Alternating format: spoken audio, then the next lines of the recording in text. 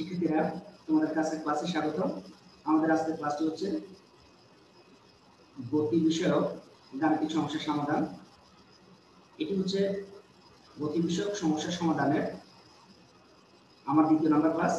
তোমাদেরকে আমার প্রথম ক্লাসটি দেখার আমন্ত্রণ রইল। প্রথম ক্লাস আমি তোমাদেরকে দেখিয়েছিলাম যে গাণিতিক সমস্যার সমাধানে আমাদেরকে কোন বিষয়ের উপর লক্ষ্য রাখতে হবে এবং কোন কোন তথ্যগুলো জানতে হবে, এবং গতি বিষয়ক যে সমীকরণ সমূহ আছে নিউটনের, সেই সমীকরণগুলোকে আমরা কিভাবে প্রয়োগ করব সেটি আমি তোমাদেরকে দেখিয়েছিলাম। আজকেও আমাদের স্ক্রিনে অনেকগুলো প্রশ্ন আছে, আমরা একটা একটা করে সমাধান করব এবং যে গাণিতিক সমস্যাতে যে ইনফরমেশনগুলো তোমাদেরকে জানানো দরকার সেটি আমি অবশ্যই জানিয়ে দেব। আমাদের স্ক্রিনে প্রথম যে কোশ্চেনটি আছে সেটি হচ্ছে সোজা রাস্তায় স্থির অবস্থান থেকে আমরা বলেছিলাম, বা আমার প্রথম ক্লাসে আমি তোমাদেরকে বলেছিলাম যে ইনফরমেশনটি স্থির অবস্থান বলা থাকলে আদিবে শূন্য হয়। তাহলে আমরা যদি লিখি কি কি দেওয়া আছে আমাদের গাণিতিক সমস্যায়, দেওয়া আছে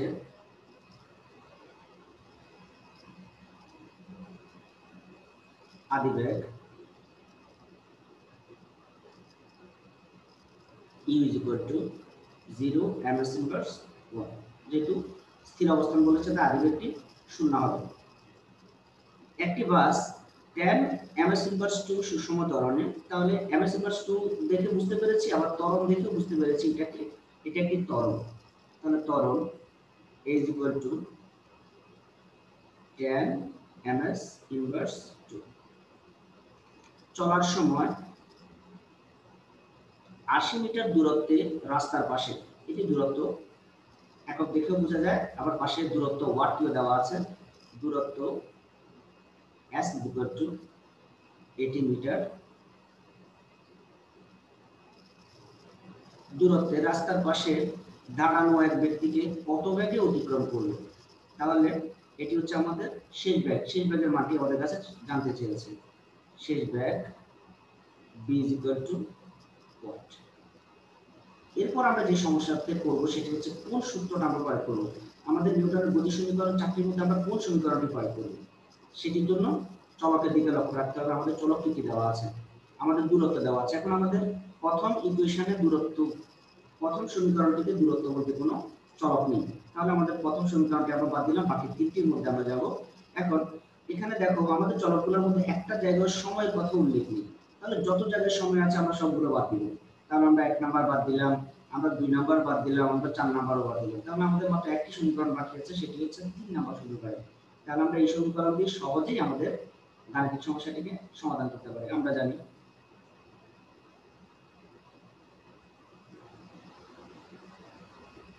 b square is equal to u square plus 2as।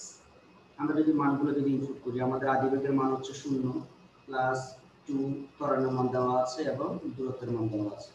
তাহলে আমরা যদি ক্যালকুলেশন করি, এখানে আমরা পাবো 1600।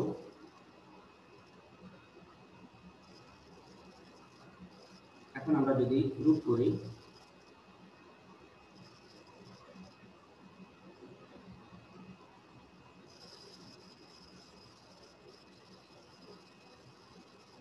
শিক্ষার্থীরা আমাদের 1600 এর বর্গমূল যদি আমরা করি আমরা পাবো 40। সুতরাং শেষ বেগ ইজ ইকুয়াল 40, বেগের একক আমরা জানি ms ইনভার্স 1। এটি আমাদের নির্ণয় ফলাফল। তাহলে ওই ব্যক্তিকে গাড়িটি 40 মিটার পার সেকেন্ড বেগে অতিক্রম করবে। এখন যদি আমরা আমাদের 2 নম্বর গাণিতিক সমস্যাতে যদি আসি,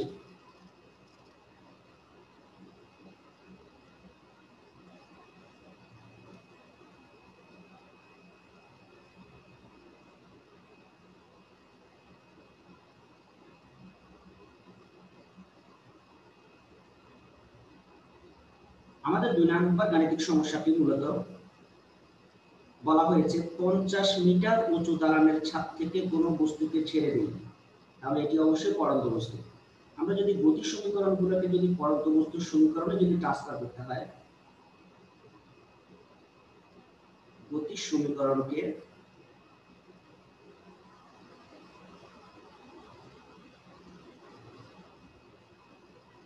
পড়ন্ত বস্তুর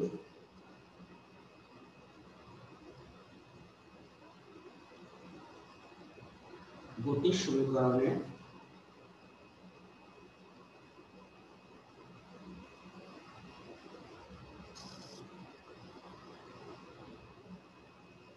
রূপান্তর। তাহলে আমাদেরকে কি কি করতে হবে? আমরা জানি পড়ন্ত বস্তুর ক্ষেত্রে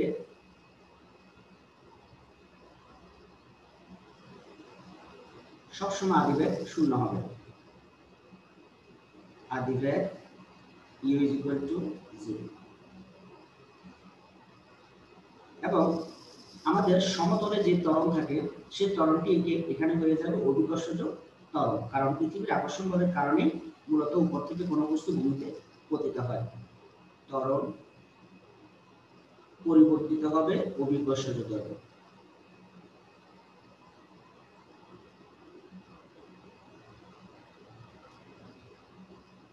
মূলত এই দুটি ইনফরমেশনের উপর ভিত্তি করে আমরা আমাদের গাণিতিক সমস্যাটিকে সমাধান করতে পারি। এখন আমরা যদি দেখি কি কি দেওয়া আছে, আমাদের দেওয়া আছে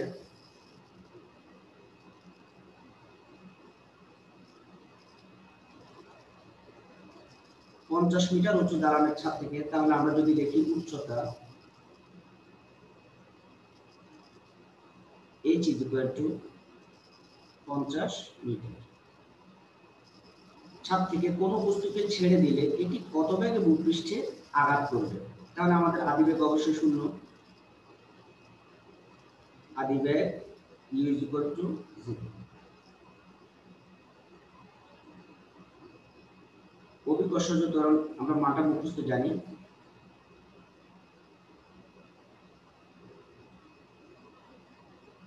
g is equal 9.8 ms inverse 2।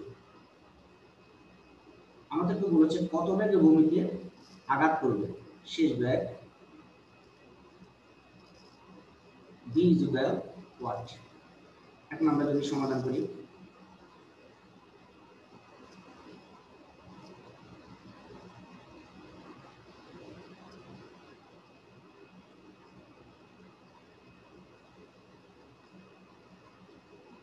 আমরা জানি শিক্ষার্থীরা আমাদের যে চলকগুলো দেওয়া আছে তার মধ্যে আমাদের একটা সমীকরণেও সময়ের উল্লেখ নেই। তাহলে আমাদের আগের মতোই আমরা 1, 2 এবং 4 নম্বর সমীকরণটি বাদ দিতে পারি। আমাদের একটা সমীকরণ বাকি আছে, সেটি হচ্ছে 3 নম্বর সমীকরণ। এবং এখানে আমি তোমাদেরকে বলেছিলাম যে ত্বরণটা হয়ে যাবে অভিকর্ষজ ত্বরণ এবং দূরত্বটাকে তোমরা উচ্চতা হিসেবে প্রকাশ করবে। তাহলে আমরা জানি b square is equal two u square plus 2gh। এর জায়গায় আমরা g ব্যবহার করলাম এবং দূরত্বের জায়গায় h ব্যবহার করলাম। তাহলে আমরা যদি মানগুলো ইনপুট করি, যে আদিবেগ 0, 2, g এর মান আমরা জানি 9.8 এবং h এর মান দেওয়া আছে 50। আমরা যদি ক্যালকুলেশন করি এখানে 2 into 9.8 into 50 আমরা পাচ্ছি 980।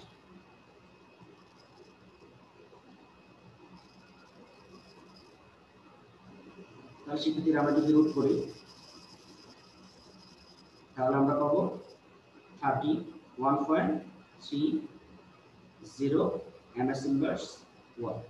তাহলে শিক্ষার্থীরা আমাদের বস্তুটি ভূমিতে 31.30 মিটার পার সেকেন্ড বেগে আঘাত করবে। Answer 31.30 metre per second. এরপর শিক্ষার্থীরা আমরা যদি আমাদের পরবর্তী কোশ্চেনে যাই,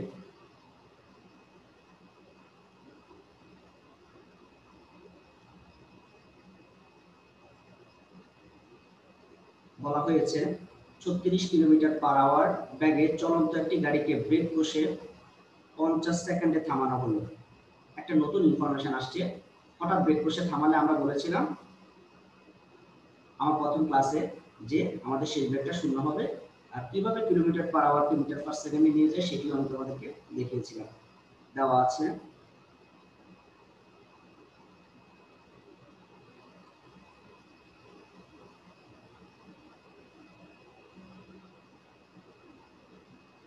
আদি বেগ u is equal to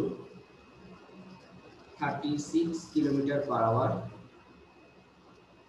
আমরা যদি এটাকে যদি মিটার পার সেকেন্ডে নিয়ে যাই তাহলে আমাদেরকে 1000 দ্বারা গুণ করতে হবে এবং 1 ঘন্টা সমান আমরা জানি 3600 সেকেন্ড, আমাদেরকে 3600 দ্বারা ভাগ করতে হবে। আমরা যদি ভাগ করি তাহলে আমরা পাচ্ছি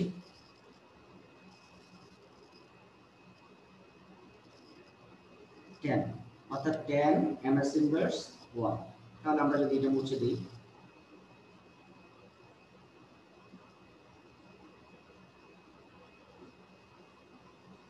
গাড়িকে বেগ কষে 50 সেকেন্ডে, এস দেখে আমরা বুঝতে পেরেছি এটি হচ্ছে সময়।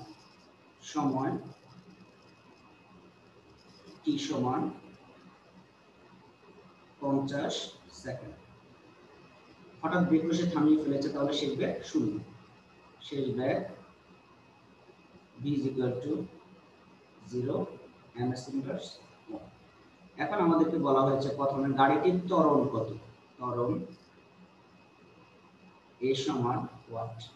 আরো একটা ইনফরমেশন জানতে চাওয়া হয়েছে গাড়িটি কত দূরত্ব অতিক্রম করবে। দূরত্ব s is equal to watt.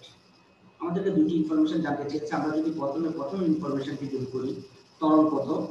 এখন আমাদের ইকুয়েশনের মধ্যে প্রথম যদি আমরা ত্বরণ বের করতে যাই আমাদের যে চলকগুলো আছে তার মধ্যে কোনো দূরত্ব নেই, তাহলে আমাদের দূরত্বের ইকুয়েশনগুলোকে আমরা যদি বাদ দিই আমাদের একটা ইকুয়েশন বাকি থাকে, সেটি হচ্ছে b = u + at। আমরা এই সমীকরণটি প্রথম ত্বরণ বের করার জন্য ব্যবহার করি। আমরা জানি b is equal to u plus at। b এর মান দেওয়া আছে আমাদের 0,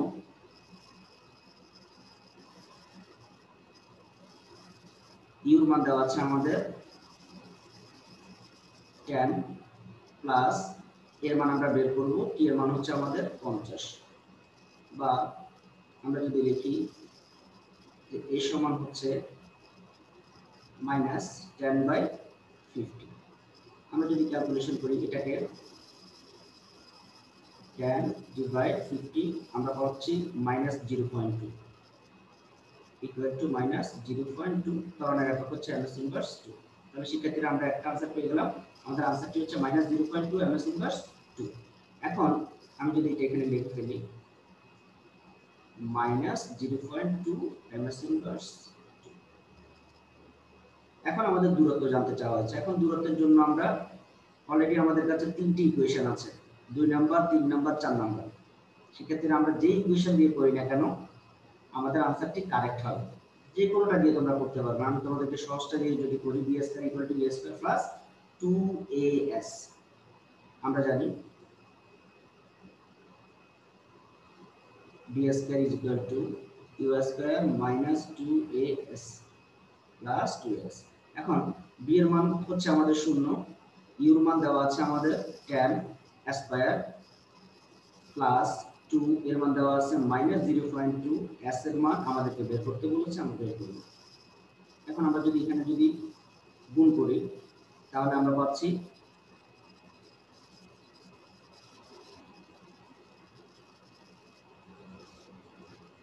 0.4 s is equal to 100। তাহলে আমরা যদি লিখি s is equal to 100 divided by 0.4 আমরা পাচ্ছি 250 মিটার। 250 মিটার। তাহলে সেক্ষেত্রে এটি আমাদের দ্বিতীয় যে চলকটি আমাদের কাছে জানতে চেয়েছে দূরত্ব কত। দূরত্ব হচ্ছে 250 মিটার। 250 মিটার। তাহলে সেক্ষেত্রে আমরা আমাদের দুটি চলকই বের করে ফেললাম। এরপর আমাদের পরবর্তী কোশ্চেন হচ্ছে